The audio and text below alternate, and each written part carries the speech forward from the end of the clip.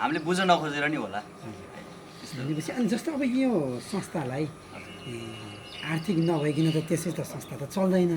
यो बोराहरू चाहिन्छ, डस्टबिनहरू चाहियो, त्यसको लागि आर्थिक कसरी बनाउनुहुन्छ तपाईँ? ग्लोभ्सहरू चाहिन्छ, झाडुहरू सबै चाहियो, बोराहरू चाहिन्छ। त्यसै हामीले आफै चाहिँ पैसा उठाएर चाहिँ गर्ने गरेका छौँ अहिले। यसलाई चाहिँ तपाईँहरू एक दुईजनाले त्यसरी गर्नु होला, अहिले केही जनाले सक्नु होला है। तर सबै अब तपाईँले यसलाई ठुलै बनिनुहोस् हाम्रो कामना। अहिले 150जना भइसक्यो भन्नुभएको छ। ती व्यक्तिहरूलाई त सबैलाई आफू त सुरक्षित हुनु पऱ्यो। त्यसको लागि के कस्ता कामहरू गर्न पाए हुन्छ? सुरक्षाको लागि सरसफाइ गर्दाखेरि उहाँहरूलाई त सरसफाइमा हुँदाखेरि ब्याक्टेरिया हुन्छ, धेरैबाट सङ्क्रमित हुन सक्छ। त्यसबाट जोगिनको लागि अब विभिन्न अवेरनेस कार्यक्रम पनि दिनु पऱ्यो होइन। पहिला आफू बाँच अनि बल्ल अरूलाई बचाऊ होइन। अब जस्तै आफू सेफ भएन बल्ल वातावरण सरसफाइ गर्ने होइन। पहिला आफू हुनु पऱ्यो नि त होइन। आफूलाई नै हानि गरी सरसफाइ गरेर त अर्थ भएर रहँदैन। त्यसको लागि हामीले मास्क र पन्जा अनिवार्य गरेका छौँ होइन। साथै जुत्ताहरू बुटहरू लगाएर चाहिँ त्यहाँ स्थलमा जाने गरेका छौँ। सबै त्यही अनुसारको आउनुहुन्छ? अब यस्तो हुन्छ, सबै तयारीमा त हुँदैन होइन। धेरै चाहिँ हाम्रो 80% चाहिँ तयारीमै जानुहुन्छ र अरू मास्क र पन्जा त हाम्रो अनिवार्य नै हुन्छ। मास्क र पन्जा अनिवार्य नै हुन्छ। जस्तै अब नगरपालिका र वडामा चाहिँ बजेट हुन्छ वातावरण सम्बन्धी। हजुर, वातावरण सरसफाइ भनेर एउटा छुट्टै विभाग पनि छुट्टै बनाइदिएको हुन्छ र सेक्सनै छुट्टै हुन्छ। त्यहाँ गएर बजेटहरू किन तपाईँहरूले नलिनु भयो?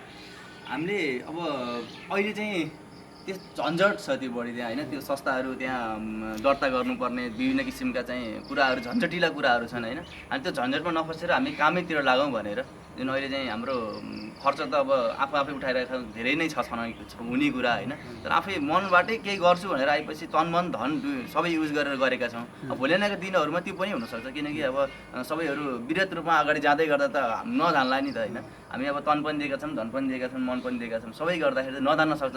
भोलि आएको ती दिनहरूलाई पनि हामीले चाहिँ अब स्वीकार्न सक्छौँ। त्यो कस्तो हुन्छ त्यो अवस्थाले गर्दा यतातिर फर्किन चाहिँ जस्तै म त्यही कुरालाई जोड्दैछु यतापट्टि।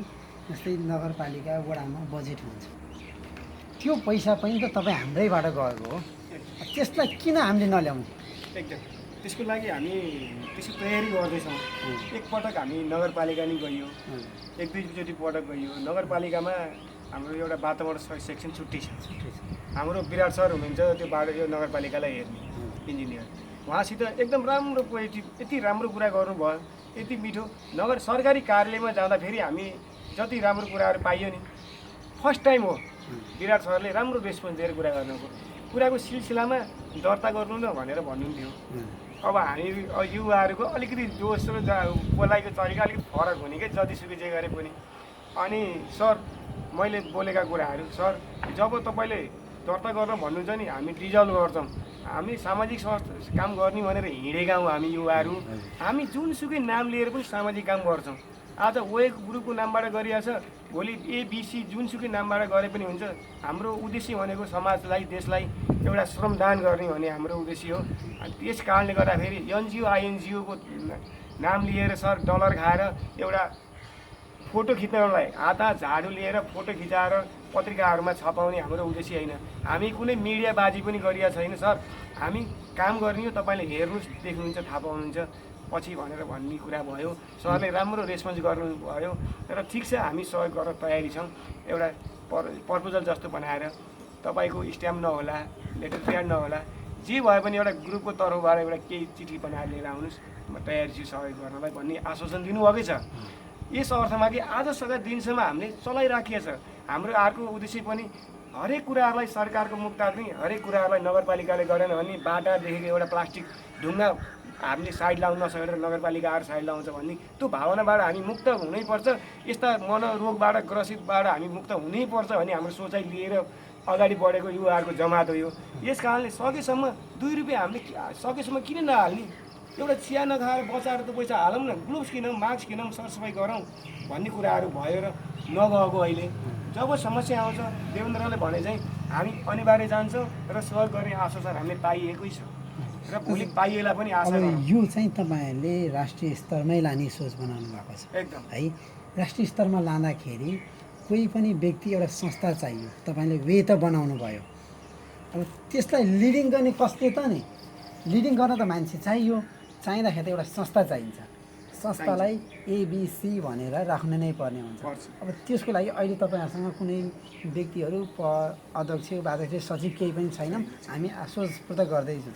यसले त भोलि बिहान समस्या निकाल्दैन र? जहाँ इच्छा त्यहाँ उपाय हजुर भन्छन् नि। हामी एउटा परम्परागत रूपमा भइआएका कुराहरू किन मान्नै पर्छ भन्ने छैन, मान्न नै पर्छ। र हामी युवाहरू भइसकेपछि एउटा नयाँ तरिकाले जाउँ न, नयाँ प्रयोग गरौँ न, किन हुँदैन? जब समस्या आउँछ नि त्यस बेला सामूहिक रूपमा कुनै तरिकाले समाधान गरौँला, एउटा नयाँ तरिकाले जाउँ, नयाँ तरिकाले साथीहरू मोटिभेट हुन् भन्ने उद्देश्यले नि हामीले यो गरिरहेको छैन र आजसम्म सफल पनि भइरहेछ है। यही आधारले हामी यो देशैभरि हामी पोखरा गएर सफा गर्न त सक्दैनौँ, तर यो चेतना पोखरामा पुगोस्, काठमाडौँमा पुगोस्, त्यहाँ एउटा ग्रुप जन्मियोस्